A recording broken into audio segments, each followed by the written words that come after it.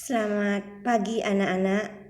Selamat jumpa lagi dalam proses pembelajaran agama pada hari ini. Tema pelajaran agama hari ini, syukur sebagai citra Allah. Syukur sebagai citra Allah. Kata syukur atau bersyukur bagi sebagian orang menjadi sesuatu yang mudah dikatakan, tetapi sangat sulit dilaksanakan.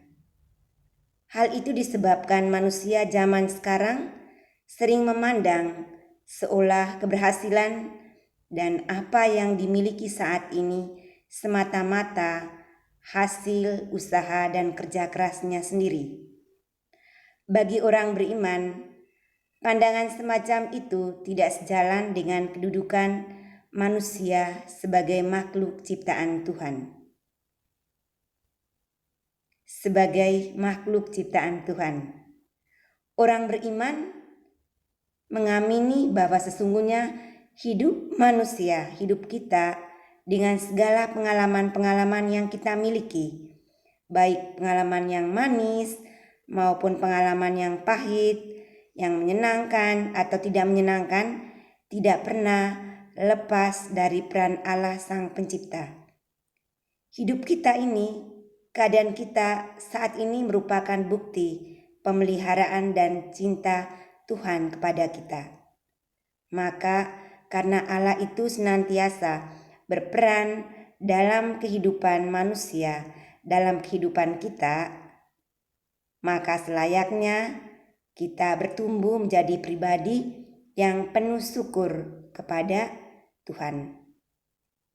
Nah, teman-teman, sekarang Suster minta teman-teman untuk menyimak syair lagu ini, menyimak syair lagu syukur dan terima kasih. Syukur dan terima kasih kepadamu, oh Tuhanku. Berkat-Mu setiap hari Kau berikan padaku. Sekarang kupersembahkan seluruh jiwa ragaku, sebab tiada perbuatan mampu balas kasih-Mu. Terang sinar matahari dan kebutuhan hidupku, juga putra-Mu sendiri Kau berikan padaku. Syukur dan terima kasih kuucapkan kepadamu. Buatlah hidupku kini mengandalkan cinta-Mu.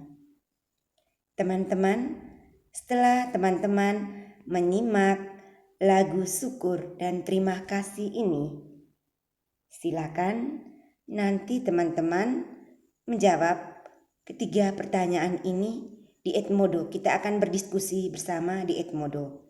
Yang pertama, apa yang menjadi alasan manusia harus bersyukur menurut syair lagu itu?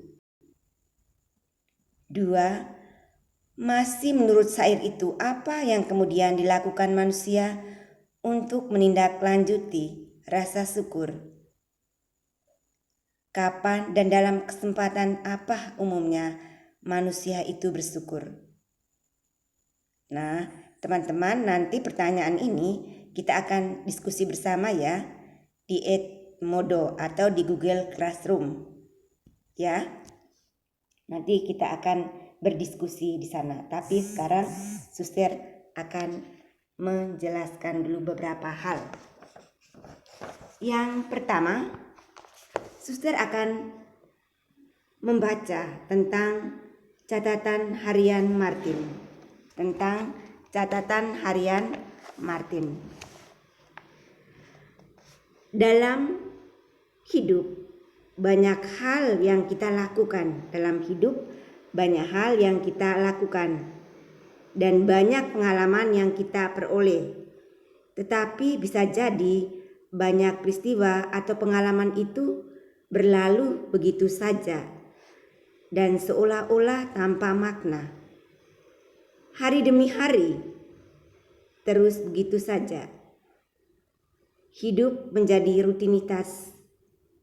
Ada baiknya sekali kamu melihat kembali, merefleksikannya dalam hening.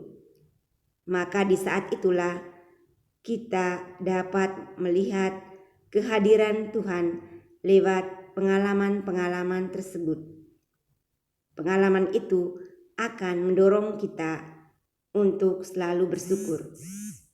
Nah, teman-teman, sekarang silakan teman-teman menyimak tentang kisah catatan harian Martin. Seminggu setelah anak laki-lakinya meninggal karena serangan jantung, seorang ibu menemukan catatan harian anaknya itu. Sambil membaca halaman demi halaman, tak terasa sang ibu pun meneteskan air mata. Air mata sedih bercampur bahagia. Sedih karena anaknya tak berada lagi di sampingnya. Tetapi bahagia karena tulisan anaknya menunjukkan bahwa anaknya itu dalam keadaan baik. Nah, berikut beberapa cuplikan catatan harian anaknya. Yang pertama, silakan teman-teman menyimak ya. Tanggal 10 Juni pukul 21.30. Yah, sepi deh, semua orang sudah pada tidur. Sementara aku sulit sekali memejamkan mata. Beberapa kali aku mencobanya, tetapi tetap tak dapat. Pikiranku masih dibayangi ulang tahunku yang dirayakan sore tadi.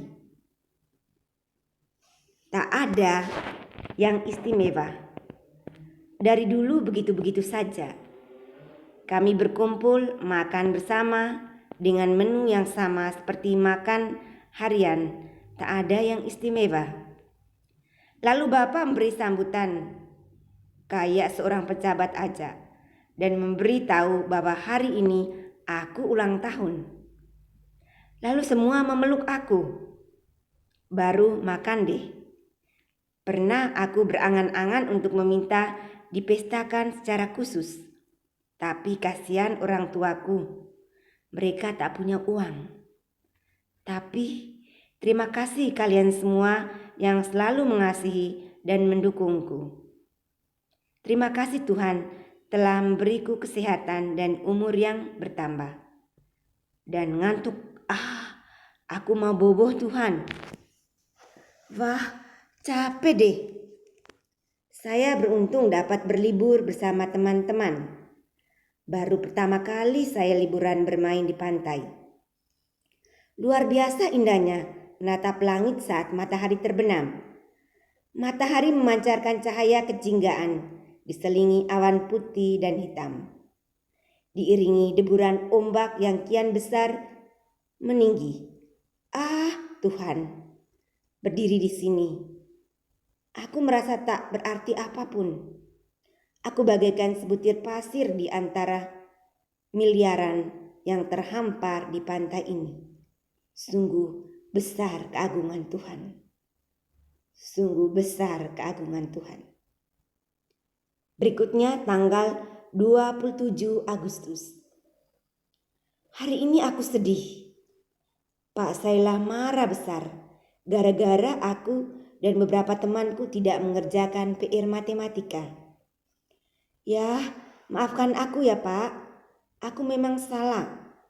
Kemarin sore aku main bersama teman-teman sampai sore dan karena kecapean aku lupa. Begitu Pak. Terima kasih Pak telah memarahi aku. Kalau tidak begitu aku tidak belajar bertanggung jawab.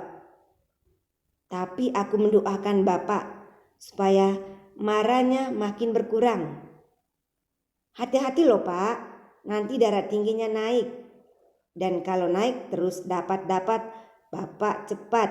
Hehehe. Terima kasih Tuhan, terima kasih atas guruku yang baik ini. Tuhan, terima kasih atas guruku yang baik ini. Nah, sekarang tanggal 7 Oktober. Tanggal 7 Oktober. Bapak, Ibu, kadang aku merasa minder saat berkumpul dengan teman-temanku. Karena nyatanya aku paling miskin di sekolahku. Pernah aku bertanya dalam hati, mengapa harus kalian yang menjadi orang tuaku, yang hidupnya pas-pasan, yang penghasilannya tak menentu, yang rumah sangat sederhana. Kadang aku bertanya, mengapa aku tidak dilahirkan dari orang tua, dari keluarga yang kaya raya? Tapi tidak, aku tidak kecewa terhadap kalian. Itu hanya perasaanku saja yang tak tahu diri. Aku tahu bahwa kalian sangat mencintaiku dan menginginkan keberadaanku. Sementara aku sering mendengar ada orang tua yang tega, menyiksa, bahkan menjual atau membuang anaknya. Aku tahu, walaupun kalian tak mampu membelikan perlengkapan sebaik mereka, tapi berkat doa dan dorongan kalian, prestasiku lebih baik dari mereka. Aku tahu, walaupun kalian tak mampu perlengkapan sekolahku sebaik mereka, tapi berkat doa dan dorongan kalian, prestasiku lebih baik dari mereka. Hari Sabtu tanggal 7 Oktober. Walaupun makanan kita serba sederhana, tapi aku tak pernah sakit-sakitan, tetapi tetap sehat dan kuat. Walaupun kalian tak pernah memberiku hadiah, tapi dari tatapan mata dan doa dapat ku ketahui bahwa kalian sangat mengasihiku. Aku malah sering mendengar dari temanku yang kaya, mereka dapat mendapatkan apa saja yang diinginkan, tapi sulit mendapat kasih sayang dari orang tuanya yang sibuk cari duit. Tuhan, terima kasih atas segala sesuatu yang manis dan pahit, yang baik dan indah dalam hidupku. Terima kasih atas keluargaku. Berkatilah mereka. Selamat malam Tuhan. Terima kasih atas keluargaku. Berkatilah mereka ya Tuhan. Selamat malam Tuhan.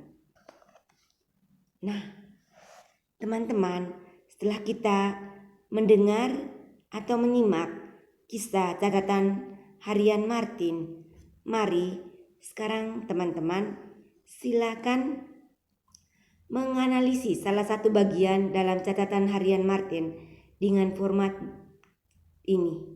Yang pertama, silakan kalian menulis catatan harian tanggalnya, lalu pengalaman yang diungkapkan. Lalu setelah itu direnungkan kembali pengalaman itu. Terus di bagian akhir juga ditulis, lalu kapan waktunya. Ya teman-teman, kalau kalian mengalami kesulitan nanti silakan teman-teman bertanya. Kalau belum memahami atau belum mengerti. Jadi ini nanti kalian menganalisis salah satu bagian dari catatan harian Martin dengan format yang sudah Suster sampaikan ini ya. Kalau masih bingung dan belum paham, nanti silakan bertanya. Kita lanjut dulu. Nah, sekarang kita akan menggali pandangan Kristiani tentang syukur atas hidup. Ini bisa teman-teman lihat, bisa teman-teman baca dari Injil Lukas bab 17 ayat 11 sampai 19. Nah, setelah teman-teman membaca, kita akan mendalami bacaan itu dengan beberapa pertanyaan berikut. Yang pertama, apa yang seharusnya mendorong ke-10 orang kusta tersebut untuk kembali dan memuliakan Allah? Lalu berikutnya, perhatikan ayat 16. Dikatakan bahwa yang datang kembali untuk bersyukur itu adalah orang Samaria. Carilah dalam kamus Alkitab keterangan tentang siapa orang Samaria itu di mata orang-orang beragama Yahudi pada zaman Yesus dan apa kesimpulan tentang ayat ini. Ya, silakan dicari. Kalau tidak ada kamus bisa cari di Google ya. Lalu rasa syukur dapat diwujudkan dalam bentuk ibadat atau doa. Kapan sebaiknya kamu berdoa? Apa yang seharusnya mendorong kamu untuk berdoa? Lalu, rasa syukur juga dapat diwujudkan dalam tindakan nyata sebagai tanggapan atas kebaikan Allah. Tindakan dan perbuatan seperti apa yang bisa kita buat sebagai ungkapan syukur kita kepada Tuhan. Teman-teman, ada 10 orang yang merasa karya penyelamatan Allah dalam dirinya melalui penyembuhan atas penyakitnya. Tetapi dari 10 orang itu, dari 10 orang yang disembuhkan oleh Tuhan itu, ternyata hanya 1 orang saja yang datang atau kembali untuk bersyukur.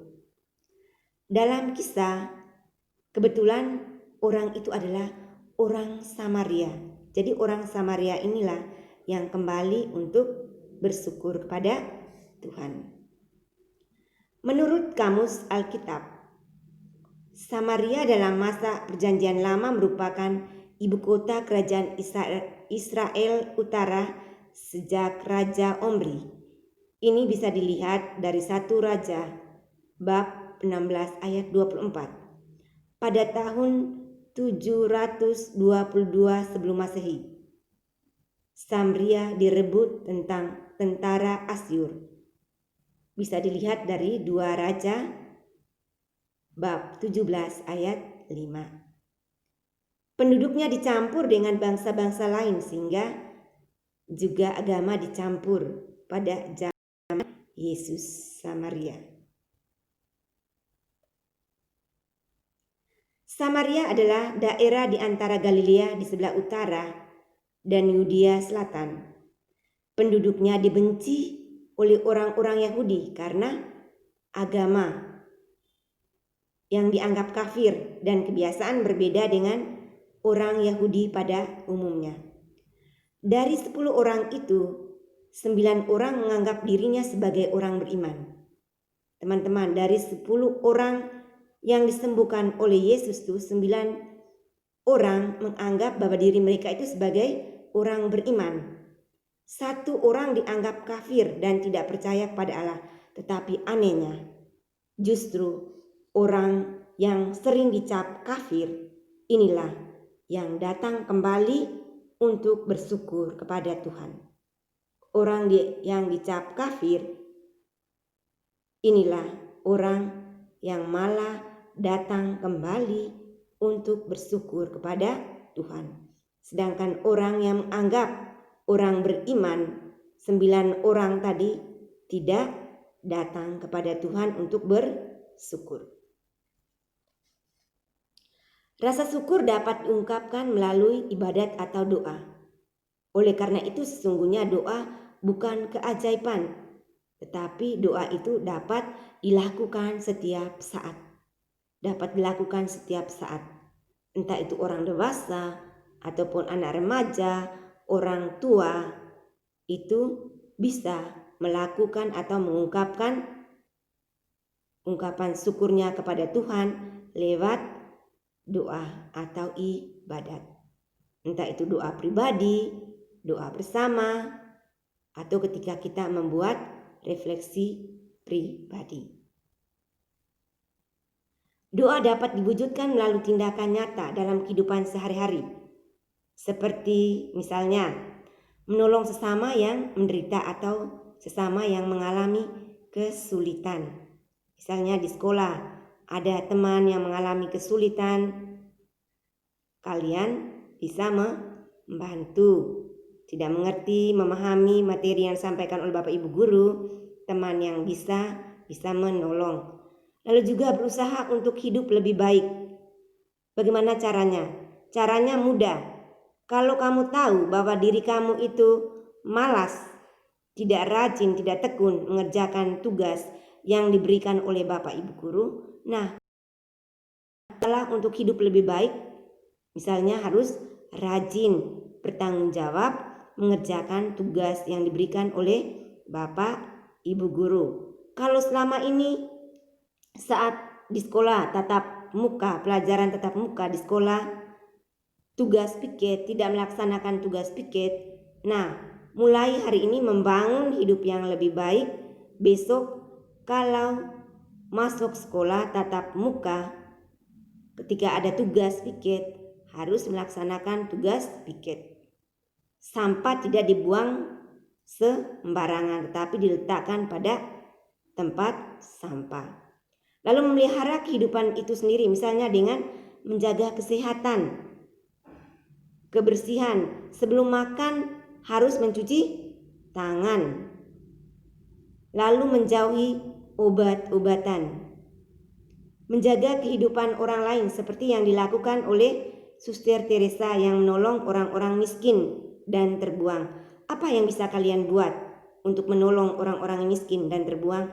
Salah satu yang bisa dibuat, kalau kalian itu makan yang disediakan oleh orang tua kalian, harus makan sampai habis.